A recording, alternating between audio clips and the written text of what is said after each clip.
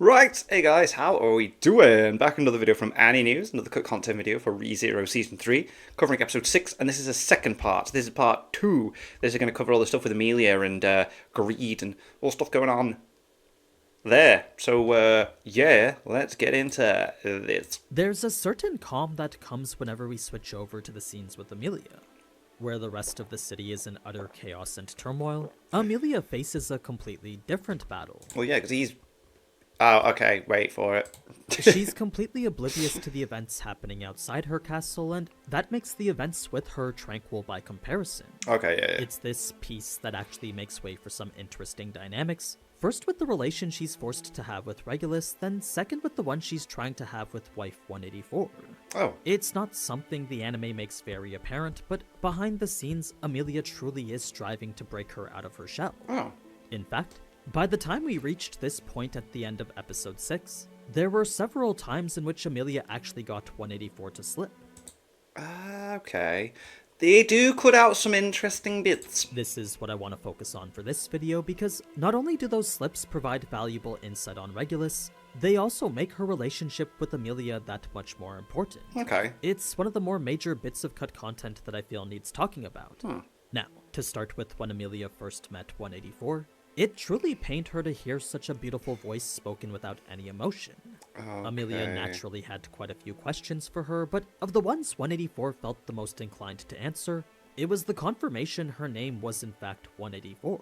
Which is like so weird when you think about it. He's like he names them by numbers, so he doesn't even look at them as like people, man. And it's like he's coming across as, I don't know, casual, blah blah blah, which is going to be the first thing. And then once he gets the marriage and that, it's like, right, you're mine now. There's got to be a lot of dark stuff going on with this. She even went so far as to warn Emilia not to get it wrong because to do so would most certainly garner punishment. Mate, she jumped in so quick there as well. I loved that. It's like, yes, because Emilia is capable. She's seen the intent there. Boom, and ugh.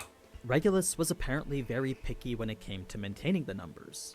Now, Oh yeah, because he said he got rid of like 50 of them or something. The didn't he? water had flooded the city and Emilia watched from the distance. She could actually see people getting washed away in it.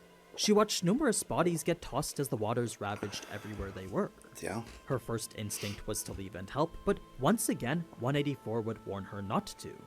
If she did, then Greed would make sure to punish her first, then he would punish whatever or whoever motivated her to act against his wishes. I mean, look at that, I just stamped on the floor and got like his leg just like that. It was a grave risk considering how, as far as she knew, Regulus could very well be as powerful as Reinhard. Even so, Emilia still wanted to sneak out to help anyway. Yeah, because he does say, doesn't he? It's like, he's looking at the castle at the distance, like, I could blow up that castle from this distance. It's like, wow.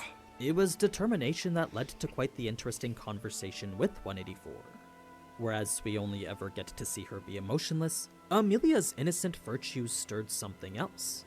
The way she accepted 184's words without the slightest hesitation showed a level of integrity that shocked even her. Of course, this could also be shock at Emilia's naivete, but the fact she simply trusted everything 184 said went to surprise her in a way that visibly changed her expression. She couldn't believe Emilia would just accept the words of someone who was Regulus's wife. Such shock had actually given hope to Emilia, since it made it seem like the two might be able to have a proper conversation. As soon as Emilia had made a comment on it though, all emotion vanished instantly. To proceed any further would have undoubtedly resulted in punishment. This to Emilia was very strange, but despite 184 agreeing it was as well, that's just how Regulus was. According to her, He's what very, Regulus very liked was his strange. wife's normal face, the exact expression they had when he first deemed them wife-worthy. To stray in either direction from that, happy or sad, well, that would be cause for punishment too. So, to get visibly happy or sad, talk at all, or even furrow her brow, that was all something 184 warned Emilia to do very little of. Wow, just don't show, just be bland the whole time. Just, oh mate, so many of them. There was no Control freak. Well, he's Greed, isn't he? Is he Greed? Is he Greed? I think he's Greed, isn't he? So like he's Greed, yeah. What Goes would with rub it, yeah. Regulus the wrong way, and it was that fear that drove all his wives into emotional submission.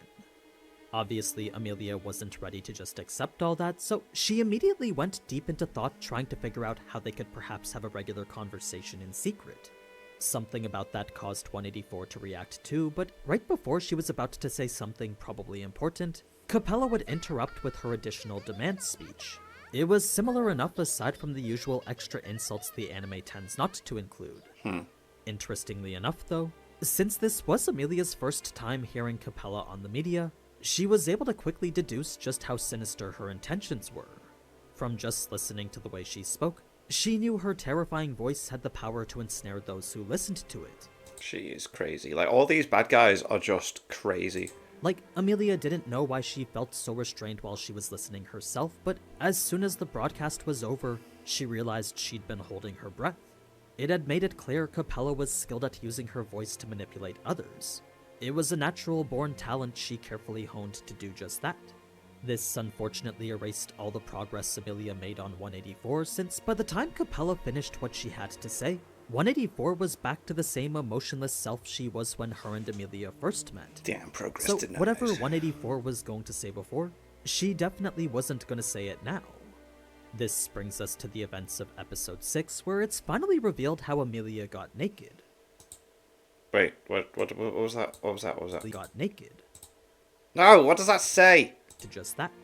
This unfortunately erased all Sorry. the progress Emilia made on 184, since by the time Capella finished what she had to say, 184 was back to the same emotionless self Sorry, she was I when wanna see what her it and says. Emilia first met.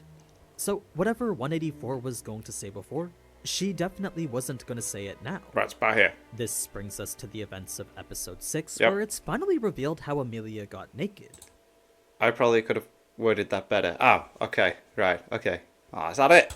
As it turns out, because Regulus wasn't the type of person to touch a woman's skin that way, the person who undressed her was actually 184. Oh, Regulus would never go so far as to touch one of his wives himself, because to him the only thing he wanted was to assert his ownership.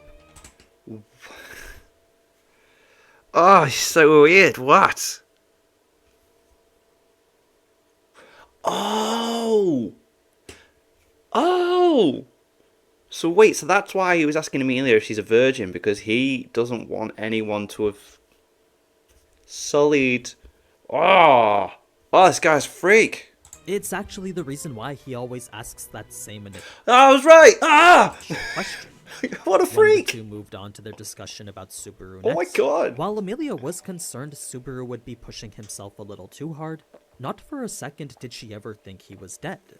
Part of this was because he now had Beatrice, but the other part was because he always seemed to find a way out no matter what. That said, that confidence in his abilities didn't mean she wasn't still worried about him. Since part of his troubles were technically her fault too, she did feel bad for putting even more pressure on him. Now, seeing Emilia contemplate Subaru with such warm compassion made 184 leave her with yet another warning. Should she ever mention Subaru in front of Regulus, then he would immediately start to doubt whether what she said about being a virgin was true or not. Oh. Emilia still didn't understand what that word meant, but given her ignorance was what made Regulus so happy, it didn't seem like 184 was gonna answer even if she did ask. No. Instead, Emilia knew she would have to look it up herself later. As for her current Bless. predicament now, the safest thing to do was just follow whatever 184 told her to do. Figuring out a plan would come later. Fast forward now to Emilia's next scene, and both her and Regulus should have been in their wedding attire. It's a shame we Oh. haven't yet seen it in the anime, but the full extent of their makeovers was this. Regulus found wearing his same unadorned getup would be disrespectful to Emilia. If they were going to continue their ideal relationship, So then long. mutual give and take was an absolute must. Such were the depths of Regulus's generosity. This was him showing his willingness to change himself. Wow. Hey, he looks smart. Whoa. He's a freak. He's a freak, man. He's creepy. That's a good bad guy. I don't like him. I don't like him at all. So that makes him a good bad guy. All for the sake of his new wife, Emilia. Right. Naturally, all of this sounded more than reasonable, but the way it was spoken was oh so terrifying. Emilia's very soul was cowering deep within her. It was mere moments away from pleading for mercy. When Regulus went to question her serious expression next, the moments Emilia took to pause and think about an answer were moments she was actually spending thinking about how to escape. Running away was certainly an option, but when considering how crazy Regulus was, There was no doubt he'd open his floodgates in retaliation to that. Another option was to fight, but with Emilia's instincts telling her this was impossible, the only other option was to stick around and probe for information. It was the safest and probably most helpful thing that she could do right now. Hey, wait, where did all these ice things come from in the wall? Who's that up there? When Regulus went on to reveal his 53 other wives, the reason he gave for being able to love all of them equally was that there was nothing more depraved than a husband who played favorites. He would never stoop so low and dishonor his wives that way, since at all times he would always share the appropriate love in the appropriate way at the appropriate time. Okay. This was how Regulus perceived his role in this. Now, there wasn't anything different with the way Regulus decided to attack 184, but I had actually noticed this when reviewing the footage. Okay. There were a couple frames where 184 seemed happy. Almost Oh, there's a little bit of a smile. Alright. like she was at peace with the imminent death coming straight towards her. Sweet release. There was some slight agitation that caused her to tense up after, but as soon as Regulus's fit was over, 184 continued just as we saw in the anime. To expand on her next point about happiness not being a requirement for marriage, it turns out that Regulus had forced such a twisted view of the concept on them that the only thing she and the others believed about it was that spending time with him was the only necessity. This was the only requirement they knew about marriage. Love and happiness weren't necessary at all, since to Regulus the only thing that mattered was being around each other all the time. It was a direct opposite view to what Emilia had. Seeing how powerless she was to convince 184 otherwise, though, Emilia didn't sink into a spout of depression, but instead spurred herself into action. She wouldn't allow herself to abandon 184 or any of the other wives.